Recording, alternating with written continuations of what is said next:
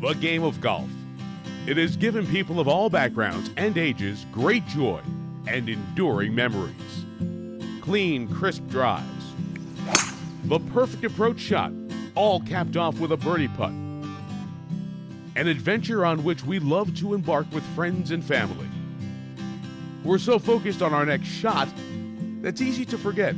Someone had to use their imagination to sculpt acres of open land into a great green stage filled with fairways, greens, and yes, hazards. There are more than 34,000 golf courses around the world, over 15,000 in the U.S. alone. Over the past century, one name has become synonymous with golf course architecture: Robert Trent Jones. 3 generations, hailing from central New York, have influenced over 700 golf courses in 40 countries on 6 continents. The story begins 90 years ago with Robert Trent Jones Sr. My dad grew up in East Rochester. He was a caddy, worked for Walter Hagen in the late 1920s and 30s, and he became the first pro here. He was a golf professional. He was a good player, and worked at Sodus Bay, where he met Mr. Beresford, who encouraged him to pursue his chosen career to be a golf designer, not just a golf player. So this is where he got his start, right here at Sodus Bay. In June of 2014, Peter Brown, a longtime Sodus Bay Heights member, invited Robert Trent Jones' son, Robert Trent Jones Jr., to the golf course to reestablish the relationship between the Jones family and Sodus Bay. We went around the course and analyzed it as a golf architect would and gave some suggestions. But then when we got to the 9th hole, I said, wow, this doesn't feel at all like a Robert Trent Jones design, meaning my dad. And it's out of character. And I said, do players like this? And they said, no, nobody likes this hole. So I said, well, let me see if I can help you get it into the Jones Sr. character.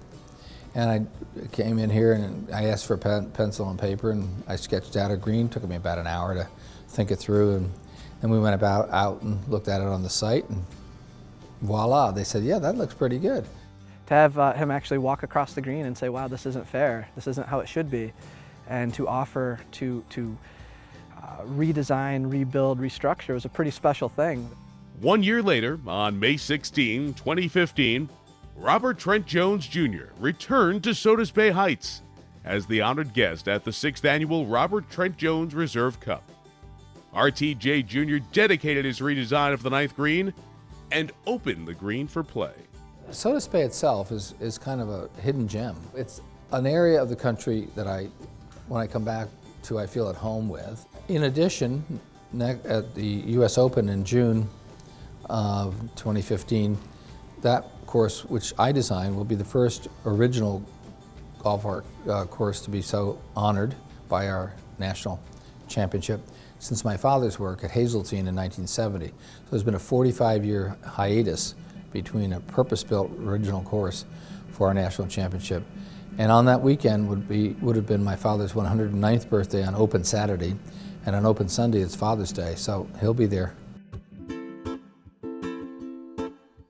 The 2015 U.S. Open marks the first time in the history of the game that a father and son have designed a course purposed for the U.S. National Championship. When discussing the U.S. National Championship course, Robert Trent Jones Jr. said, quote, "It's not just about who can hit the ball the farthest. It's an aerial game and a ground game. We're combining the ancient game and the modern game into the future game. Those who are the most creative and the most thoughtful will succeed." For generations to come, golfers from Sodus Bay Heights to around the world will experience and enjoy the brilliance of Robert Trent Jones Jr. While the Jones family legacy continues to spread across the globe, the roots of their legacy will forever reside at Sodus Bay Heights. The new 9th green is just the latest chapter in this truly remarkable story, which will endure forever.